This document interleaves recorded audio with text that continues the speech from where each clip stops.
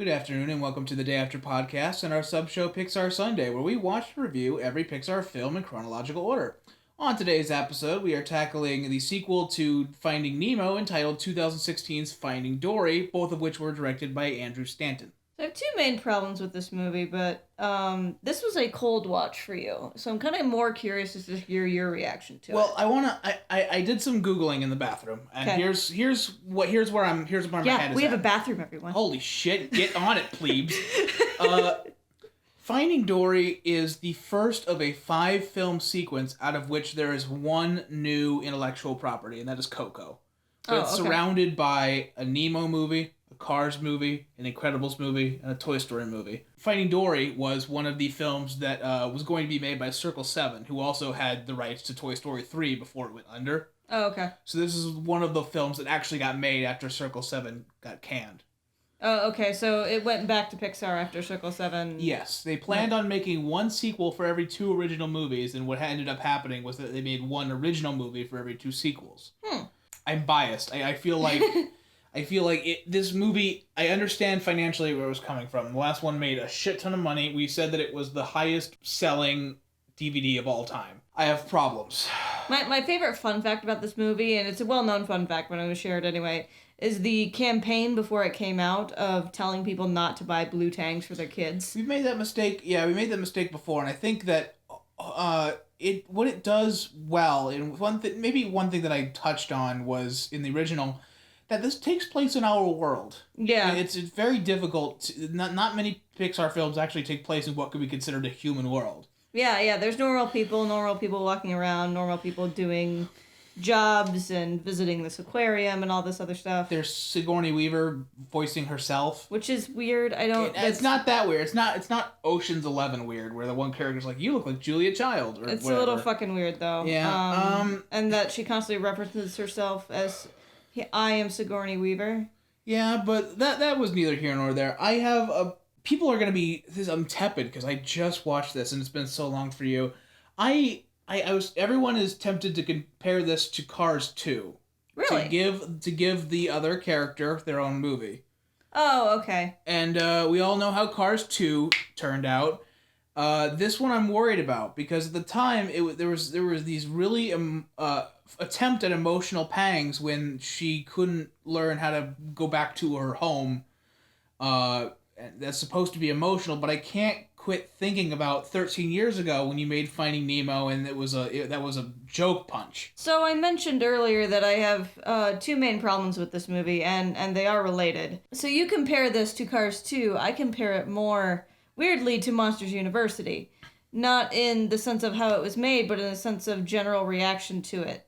With Monsters University, your knee-jerk was, this is just a mindless cash grab for a movie that didn't need to exist. And I felt like Monsters University, contrary to the rest of the internet, did more than enough things to validate its own place. Yeah, this didn't. Now, I'm going to give credit to Monsters University. All the world building had been done, so it didn't need to spend time on this. With this taking place in the human world, theoretically, you don't need to world build. You can just have a movie. You can focus entirely on the character, and honestly, I love character dramas. I love character development arcs and motivation, but it really did the movie a disservice to focus entirely on its characters. This movie it gets in its own way. It is struggling to have dramatic moments when they're upended at all points by whale calls. So I mentioned a while ago now that I've been trying to get to this point to explain why my 2 problems with this movie. Number 1,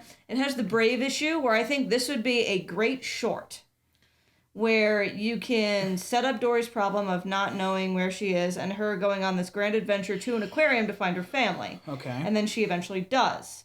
I think if this movie had started with Dory's journey and ended with her finding her homeland at the aquarium, that's a decent 35-40 minute movie. I think that it would make a fantastic hour special. Yeah.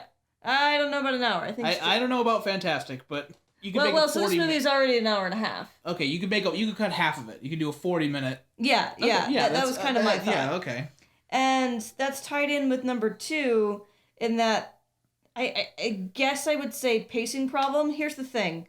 We are not watching one movie. We're not watching one story. We are watching 3 stories. And we are watching Dory traveling to find her parents. we are watching Marlin and Nemo chase her, and we are watching Dory remember her past at random intervals in the plot. Now that is a storytelling beef I've had for a long time, that when something relies on a person remembering a situation and having it be relevant, it is it's a built-in crutch for the story to, whenever it feels necessary, to drop a beat of information from the past. Yeah. And at times here, there's Batman logic. Somebody says, "Oh, I'm sorry, Dory," and then it turns around, turns out her dad said, "I'm sorry, Dory," once. Yeah. And go ahead. And so here's my thought as to why they're connected. If you drop the Marlin and Nemo plot, and you drop the Dory remembering random shit plot, there's a decent movie here. It's all right. It's a tonally consistent movie. It's a tonally consistent. It has an A and a B. It's kind of an Odysseus journey, which is fine. But why are Marlin and Nemo here? Does it sell more toys? Well, this is why this is the only reason I compare it to Cars 2 is because Marlin is the Lightning McQueen of this coupling. Yeah. He's a really flat character that shines in a fairly flat movie, but when you're going to have Ray Charles sing over slow-mo truck crashing into the ocean, I'm having trouble taking that seriously. And the kind of other problem I have with this movie that's tied into the other two is the gonacious ending fatigue. Gonacious? That starts in about the middle of Act 2, where you run over to this, where Dory finds her ancestral homeland into the ocean exhibit. And you look down at the scrub bar and you're like, there's 50 minutes left. I thought that when he finds Marlin and Nemo, I'm like, there's 40 minutes left. 40 minutes left. What other thing could you do?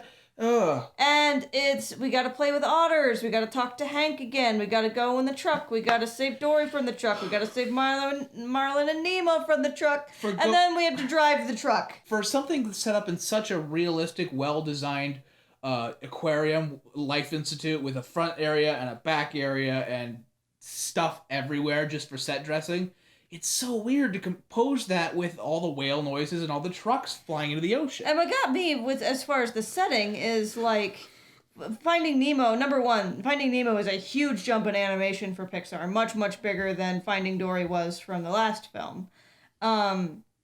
But you have what everybody loved about Finding Nemo was these beautiful ocean landscapes with all these colors. We spend like 80% of our time in the human world. You know, I suppose you do. We're either in the aquarium, or we're in the truck, or we're talking to the sea lions, or we're in the whale exhibit. Well, tell me if this we're in the quarantine. Tell me if this is a controversial opinion. I find the scenes in the ocean rather boring. Yeah, but I find the whole movie boring. Well, here's the thing: is I don't want it to retread new ground, and I feel like it earns itself a place to explore new territory physically and emotionally when you're in a completely geometric world rather than all the flowing things of nature. Yeah, but the place they made was not interesting. It doesn't matter if it is interesting or beautiful or fun to look at because you don't spend any amount of time there because we have to go back to the other plot. You do struggle going back and forth, and God bless these writers. They were trying to make every possible excuse for a creature that can't breathe air to get from the ocean to an extremely landlocked area. And there's things about this movie that work. Again, a lot of them trying to figure out how to get them in water, whether it's Marlin being in the fucking bird's pail, or all of the things the octopus grabs to put Dory in, whether it's a water bottle or a sippy cup or a beaker or whatever. But you're just like, you do get to a point where you're constantly looking down and checking that scrub bar.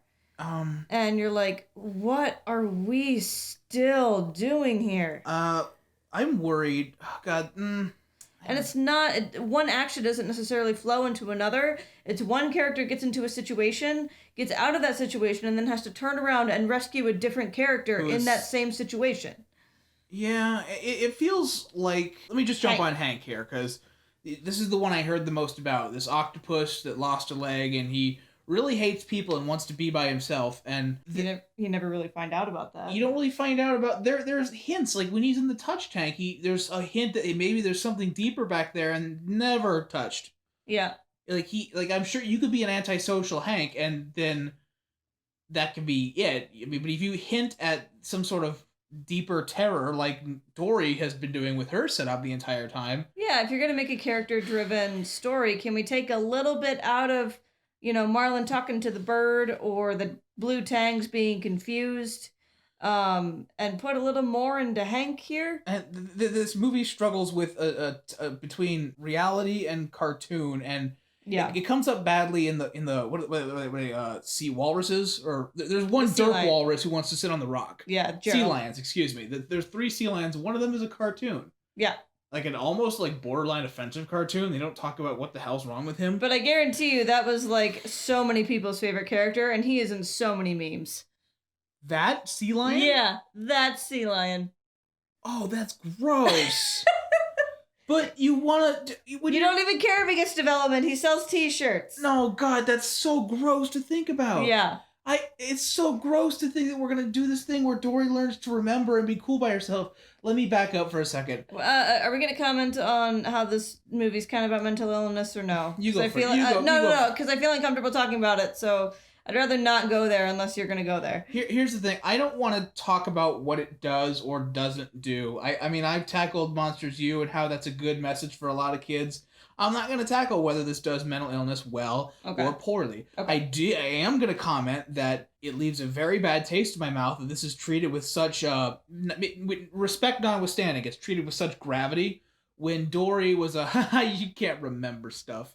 Yeah, and her parents are like that one scene in the when she remembers looking in on the ceiling of her house right before she gets lost. And her mom is abjectly crying because she doesn't know if her daughter's gonna survive in a normal world. Just pick something. You can make a You can make a pretty ocean and then still choose to focus on these things. We are dropping little hints when we should be going all in. I appreciate that there's a subplot that you kind of come to the conclusion that even though Dory has this thing, her parents have been setting herself up, trying to give her the best possible life. I appreciated that wasn't shoved at you. Yes. I appreciate that. But you have these silly moments combined with this weird spy tune that really claps when Ed is first trying to get you into the open ocean exhibit. Hank, yes. Hank, excuse me, Jesus. It's just weird, and it feels... You're going to see this mention this with Incredibles 2 as well. There's a lot of shit going on here that doesn't work, and it just makes the movie fat and flabby and slow. So much of it is trying to be weird, and I want this movie to choose a tone and let me stick with it. If you want me to watch Finding Nemo, do it, but don't make Finding Nemo again. Again, I don't want to judge this movie for what it isn't, but you threw too much at the wall here, and maybe a couple of things stuck. I mean, by the time we got into the truck, by the time Dory was in the truck, never mind the other 2 people who got stuck in the truck, when we're finally in the truck, and by the time, they're driving it out into the ocean and Ray Charles is playing, isn't that wacky? I've checked out. I've checked out because you play. Honestly, it was attempting for something to scan, for her using her wits to scan, even though she lacks long-term memory. But she was doing that the whole movie. Yeah, but it was put in rapid succession. They tried their best to make very tense scenes that work, but are completely undermined by otters and stupid sea lions. Yeah. Guys, welcome to Pixar Mainstays, the part of our sub-show Pixar Sunday, where we talk about all the different things that show up frequently in every Pixar film. John Ratzenberg has a role as a pitched-up hermit crab that says where their parents went when Dory shows up and the house is empty. The hermit crabs are cute. The hermit crabs are cute. A113 is on the truck which Dory and Hank drive. And God, what else? The Pizza Planet truck is hidden in some wreckage somewhere. Yeah, in the tanker scene. There are pieces of this that I feel like are attempts at doing something interesting, like a very extended POV sequence where Dory is poured out of the container, slips through a grate, and slides back into the ocean.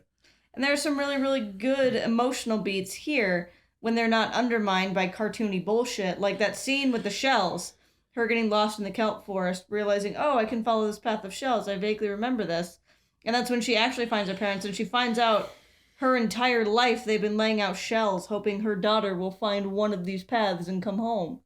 Like, that was, really, really powerful. And then they go off to save Marlon and whatever, but that's one emotional beat you struck out of so many you tried to. And it's not helped by two other large mammals we found here. Destiney the whale shark and whatever that beluga whale is. What's his name? Bailey the beluga whale. That even if whale noises are a tool to get home, it's very silly. Oh yeah, the whole time Destiney is leading Dory through the pipe. Like, fine, have a past relationship with a whale shark, whatever. But the whole time she's leading them through the pipes, they're speaking in whale, and it's annoying and not funny. Here's the thing, is that they're trying to make it as unfunny as possible, and they're succeeding partially. Yeah. And it does not work for me. And what was the deal with "It's your destiny, Destiny"? Because I read that line out of context. I knew it was coming. I didn't know it was going to have such a creepy edgelord way of saying it. I think it was more the writers were like, oh, you've been waiting for us to make this joke ever since you found out her name. Here it is. God damn it. And, you know, I'm fine with the characters. I don't get why they're there, but I like them. The echolocation thing is really fucking stupid. I mean, that's a thing that beluga whales actually have, but it doesn't give you fucking radar sense. Okay. Here's one thing that bothered me. Why I got so mad when I saw this. When Dory first meets Hank, and he's getting something ready to put Dory in, he drinks coffee. Yeah. That's fucking stupid. He also spends like 70% of his time outside of water, and that's never explained. But you, as an ocean movie, you have one job, and that one job is don't be Shark Tale. Well, and, like, you're spending all this time making sure that these ocean people are spending time in water. Like, that's important to their survival, and we're constantly acknowledging that. And yet, here's the octopus drinking coffee. Just don't be Shark Tale. You meet all these people like Ray and Crush. We're checking a list off of things that you remember from the first movie. Yeah. The movie gets more interesting, but then refuses to hold on to this tone. You don't have to make a super serious movie. It's not a binary choice. No. Just settle on something. Right. Well, and if you're going to have deep emotional moments, that's fine. But don't, the very next beat, have a joke. You undermine them both, and you just leave your audience feeling confused. Before we do final thoughts, let's just air the salt out and say some nice things about the movie. Again, I like the shell part. I think Gerald's funny. Don't listen to him, Gerald. Gerald is the fucking sea lion. Fucking weird ass sea lion. That's so weird. Becky is so weird. You notice we didn't comment on the two girls pushing a stroller, and we're not going to. That was Red Cup shit. No, we ain't doing that. To go into final thoughts, it's fat, it's flabby. I think there's a good short hiding here. I think it needs a lot more work than the short Brave would have made. Yeah. But there are good points here. There are some emotional beats that exist. They're undermined frequently, but they are there. And there's just a lot of choices in this movie I'm just very confused about. And I didn't have a horrible time, but definitely just kind of waiting for it to be over. I'm very much a ping-ponging back between different versions of set pieces I've seen over and over again, with little crannies put in the sides waiting for me to explore what happened to Hank, what happened to Jeffrey, who cares about that? You know, are we ever going to meet any other... in general, I'm just bounced around and lost, and I hope this movie made the studio money, because I could see why they would make it. It was a leftover from 2004 when Steve Jobs and Bob Iger were fighting. I don't really like this, and I hate to be that sassy. I don't think it's the worst thing ever. When it took 20 minutes in, I thought it was the worst thing ever. Yeah. And it does pick up, but guys... It's not Shark Tale. It's not Shark Tale. And that's honestly the highest praise we can give the movie. The highest praise I can give 2016's Finding Dory is that it is not Shark Tale. Thank you, everybody, so much for watching our sub-show Pixar Sunday. Join us in 1 week where we are tackling 2017's Cars 3. Is that like saying you're not Shark Tale? Is that like applauding a kid for not drinking lead paint out of a straw? You didn't do the bleach, Barry! Good job! Didn't do the bleach.